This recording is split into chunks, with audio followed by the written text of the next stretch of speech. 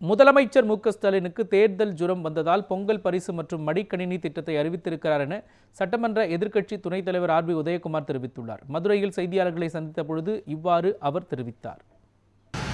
இப்போது இந்த நிலையை அறிந்திருக்கிற மாண்புமிகு முதலமைச்சருக்கு தேர்தல் ஜுரம் வந்திருக்கிறது.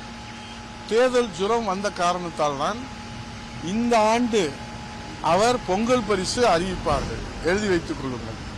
கடந்த ஆண்டு பொங்கல் வந்தது, ஆனால் அரசினுடைய பொங்கல் பரிசு கிடையாது. அதே போன்று 4 ஆண்டு காலம் திமுக ஆட்சி இருந்தது, ஆனால் மடிக்கணினி கிடையாது. இந்த ஆண்டு தேர்தல் ஜுரம் ஸ்டாலின் அவர்களுக்கு வந்த காரணத்தினாலே இப்போது மடிக்கணினி கொடுப்பதாக அறிவித்திருக்கிறார். இன்னும் அவர்களுக்கு தேர்தல் ஜுரம் வந்த காரணத்தினாலே நேற்று உழவர் உதவி மையம் என்று அறிவித்திருக்கிறார்.